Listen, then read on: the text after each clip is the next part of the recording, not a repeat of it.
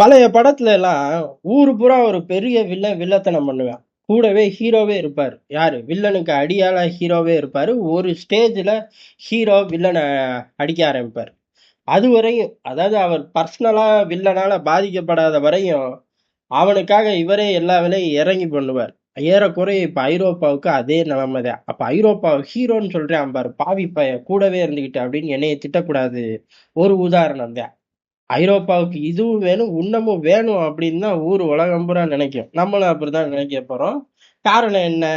அண்ணன் ட்ரம்ப்புக்கு Greenland வேணுமாமா. Parcel பண்ணி கொடுத்துருங்க. இப்ப என்ன கெட்டு போச்சு? குழந்தை பையன் இது கூட ஆசைப்படக்கூடாதா? அப்படிங்கிற மாதிரி தான் இருக்கு. காரணம் என்னன்னா, அமெரிக்கா லிபியா மேல ஆசைப்பட்டுச்சு. அமெரிக்கா ஈராக் மேல ஆசைப்பட்டுச்சு. அமெரிக்கா மண்ணுக்குள்ள உள்ள எல்லாம் எடுத்துக்க, ஆனா அதை எடுக்கிற கம்பெனி என்னோட தான் இருக்கணும், பரவாயில்லையா அப்படின்னு ஆசைப்பட்டுச்சு. எல்லாத்துக்கும் ஓகே தானே சொன்னாங்க. கிரீன்லாண்ட்னா மட்டும் கசக்குமா அப்படின்னு சொல்லிதான் ஆகணும். ஆனா கிரீன்லாந்து துடிக்குது, கத்துது. ஆனாலும் பாருங்க, அந்த துடிக்கும் போதும் கத்தும் போதும் அமெரிக்க விசுவாசம் தூக்கலாவே இருக்கு. ஏன்னா 2 மணி நேரம் முன்னாடி வெனிசுலா பத்தி என்னடா நினைக்கிறீங்க அப்படின்னா, மதுரோ வந்து பிரசிடென்ட்டே இல்ல. ஏன்டா? நாங்க ஒத்துக்கல. தேர்தல் பொய்யா நடந்துச்சு. ஏலே அந்த பகுதியில பொய்யா தேர்தல் நடந்துச்சுன்னே வச்சு தொலைச்சுக்குவோம். எல்லா ஓட்டையும் மதுரை வீட்டிலேயே உட்கார்ந்து போட்டாருன்னே வச்சுக்குவோம். 100% போட்டு தொலைய வேண்டியது தானே அந்த மனுஷன். 56% தான். மீதி அந்த ஆள் வேணான்னு தான் சொல்லியிருக்காங்க. அந்த ஆள் வேணான்னு சொன்ன நல்லா தான் எதிர் வரிசையில உட்கார்ந்து அரசியல் பண்றாங்க அதிரசம் தின்னுகிட்டு. வெனிசுலால விக்கிதா அப்படின்னு கேட்கக்கூடாது. ஆனாலும் அமெரிக்கா கூட சேர்ந்து ஐரோப்பா ஒத்துக்கல. இப்ப வரையும் ஒத்துக்கல. மதுரோ வந்து அதிபர் இல்ல. நாங்க ஏத்துக்கல. தேர்தல் நல்லா நடக்கல. சரிடா பாகிஸ்தான், அது இந்தியா பிரச்சனை. எங்களுக்கு தேவையில்ல அப்படின்றுவாங்க. சரி, இப்ப கிரீன்லாந்து எதுக்கு தான் அமெரிக்காவுக்கு வேணும்? அமெரிக்கா பெரும்பாலும் நல்லவன். இத சொல்றனால என்னைய கெட்டவன்னு சொல்லலாம். ஆனா அமெரிக்கா உண்மையிலேயே நல்லவன். இப்ப பைடன் ஆகட்டும், ட்ரம்ப் ஆகட்டும் வெளிப்படையா ஒத்துக்கிறாங்க.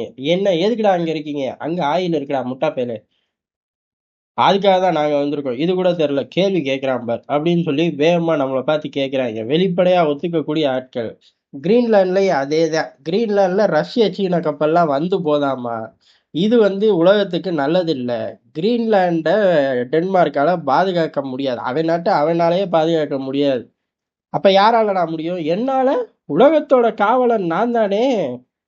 அதனால நானே எடுத்துக்கிறேன் அப்படின்னு சொல்லி 20 நாள் டைமும் கொடுத்துருக்காங்க. 20 நாளைக்குள்ள நீயே வந்து கொடுத்துட்டு போயிரு.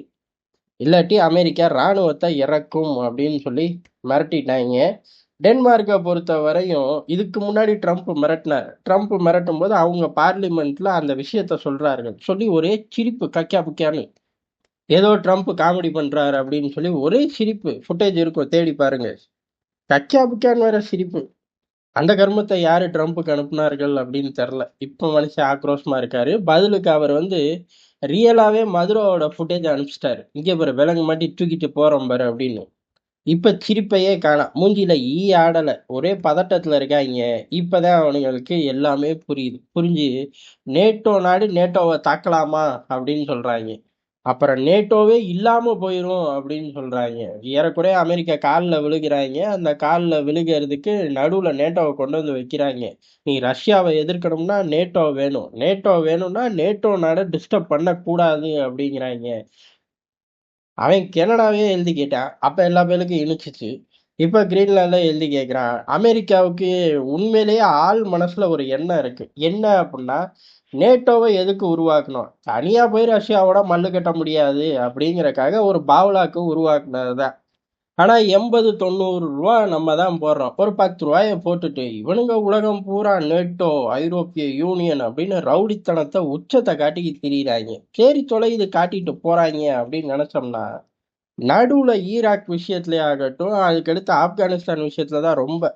ஆப்கானிஸ்தான் விஷயத்துல எல்லாம் ரொம்ப பேசிவிட்டாங்க. உன்னைய கூட எல்லாம் இனிமே நாங்க வர முடியாது. இனிமே உலக தலையெழுத்து ஐரோப்பாவா எழுதும். அமெரிக்கா பின்னாடி இருந்து எழுதாது, பார்க்காது அப்படின்னு ஏகப்பட்ட வசனத்தை கொட்டவுமே இவனுங்களுக்கு பொத்துக்கிட்டு வந்துருச்சு. ஏன்னா 80 ரூபா செலவு பண்ணி ஒரு லேபிள் தான் உங்களை ஒட்ட சொல்லியிருக்கேன். பேசாம அந்த நாடுகளை எல்லாம் நம்மளே தூக்கி போட்டுக்கிட்டா இப்ப என்ன கெட்டு போச்சு அப்படிங்கிற மாதிரிதான். 51வது மாகாணமா கனடா வந்துரு. கிரீன்லாந்து எதுக்குள்ளேயோ வச்சு வந்துரு. ஆனா உன் கிட்ட மட்டும் இருக்கக்கூடாது. யார்? டென்மார்க்கிட்ட மட்டும் இருக்கக்கூடாது அப்படின்னு சொல்லிட்டாங்க. இப்ப ஐரோப்பா என்ன பண்ண போகுது அப்படின்னா ஆர்டிக் 5 அப்படின்னு 5 விரல தூக்கி காட்டுறாங்க. எல்லாமே எங்க பேப்பர் தானே, அமெரிக்கா ஒத்துக்கிட்டா தானே. இல்ல அமெரிக்கா கிரீன்லாண்டுக்குள்ள இறங்குதுன்னே வச்சுக்குவோமே. ட்ரம்ப் ஆளுகளை அனுப்பிச்சு விட்டார். பதிலுக்கு என்ன பண்ணும்? பிரான்ஸ் தலையிடுமா? ஜெர்மனி தலையிடுமா?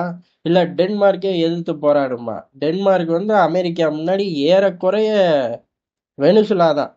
அப்படி தூக்கி உப்புன்னு ஊதிடுவாங்க. அப்ப கிரீன்லாந்து என்னதான் ஆகும் அப்படிங்கலாம். கிரீன்லாந்து அமெரிக்காவுக்கும் சொந்தமாகும். காரணம் ட்ரம்ப் மட்டும் கிரீன்லாந்து விவகாரத்தை நோண்டல. அமெரிக்கால எல்லா தலைவர்களுக்கும் கிரீன்லாந்து மேல ஒரு கண்ணு.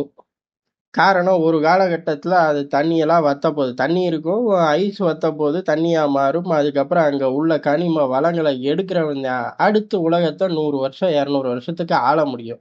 காரணம் இப்ப கண்ணுக்கு தெரிஞ்சது பூரா ஒரு காலகட்டத்துல இல்லாம போயிரும், சீந்து போயிரும் அப்படிங்கிற நிலைமையில அடுத்ததாக இருக்கக்கூடிய லொகேஷன் அப்படிங்கிறது ஆர்டிக் பகுதி தான். அதுக்கு தான் ரஷ்யாவும் அமெரிக்காவும் இப்ப இருந்தே மல்லு கட்டுறாங்க. இப்பயே அடிக்க ஆரம்பிச்சாதான் ஏதோ ஒரு காலகட்டத்துல பிடிக்க முடியும். அதனால ட்ரம்ப் அதிரடியா சாதிக்கணும் அப்படின்னு நினைச்சா ராணுவம் உள்ள நுழையும்.